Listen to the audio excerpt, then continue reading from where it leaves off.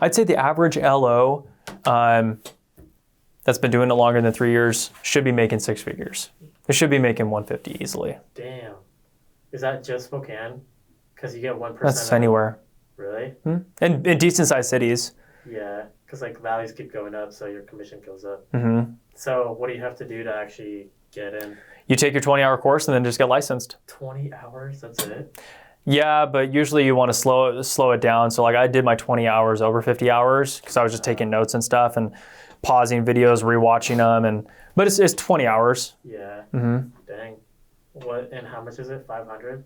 It's like 300 and then $100 for your test. Oh, not bad. Yep. That's literally like the best non-route or like non-college route you can take. I agree. Yeah, like I went straight from high school to college for 4 years, and then right as I graduated, I drove back from Oklahoma to Spokane, and then I started in the industry.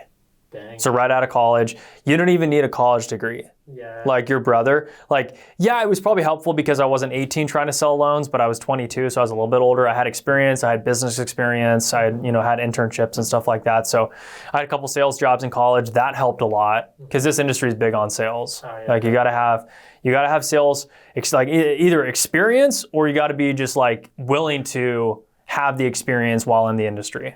Yeah. Right? And so there's a big sales aspect to this, just like being a real estate agent. So you either have to be willing to learn that or come in with that experience. Mm-hmm. So we see a lot of guys that come from like auto sales that do extremely well because if you can sell a car, you can sell a house. I mean, they deal with price shopping, which we deal with, but I mean, they're dealing with it day in and day out. And so they're used to working a crazy amount of hours.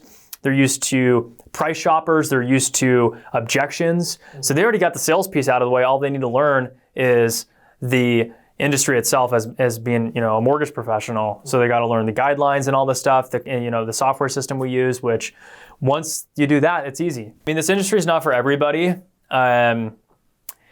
It's what I see somebody, and this is something that I learned a long time ago, is you can have an interview with somebody or you can even know somebody and you think maybe they won't do so well in this industry, or maybe you think that they're going to be extremely successful, and sometimes you're just straight up wrong. Yeah. Honestly. You can't always tell whether someone's going to be successful or not successful. You got to give it time, and you just got to see, because I guarantee it, there's probably people in my company that when I started here, they were probably like, oh, he's not going to do super well because he's young and energetic, and maybe he's too young for this industry. And I'd say I've done pretty well. Mm-hmm. But there's other people that I've seen come into this industry that I was like, oh yeah, they're going to be ultra successful just because of X, Y, and Z.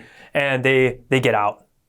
It doesn't work. And so like, you never know until you know, right? And so, but something that I see people that are usually successful is if they're a combination of being analytical and they're personable. So they have the sales mind, or they're willing to at least learn it, and they're naturally analytical. They maybe like numbers, they like the guidelines, they like the computer stuff of this industry, the soft, all that,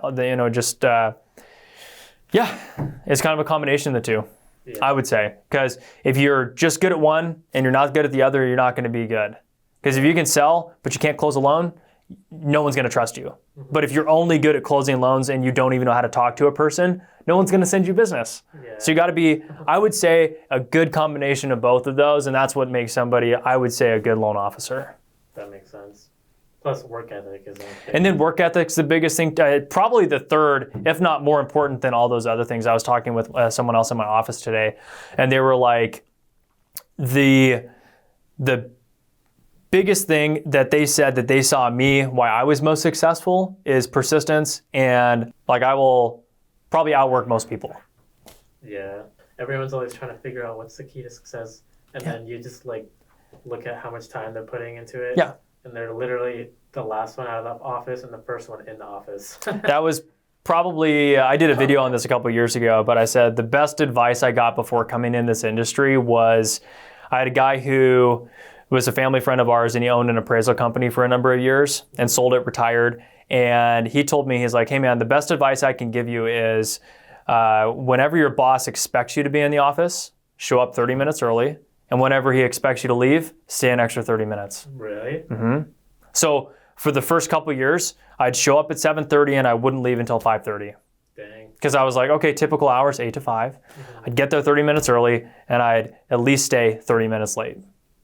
And then work weekends too. Yeah. So it's kind of the way I've always been, is just work hard. Like, that's all I've known. Yeah. And then when you get a lot of referrals, it's easy to work hard because, at least I think it's easy to work hard because you have clients that I this is what I believe, like, I am fighting for them to get a loan. And that's why, like, I'm so passionate about this industry. I think it's because I have a love for it, and I have a love for seeing people get into homes and have I think it's an amazing American dream, is owning a home and having the freedom and the security of that. And so for me, it's like, when I got somebody that wants to get a loan, I will stay till 9 o'clock to get them a loan. Yeah. I'm not just going to go home because I'm hungry.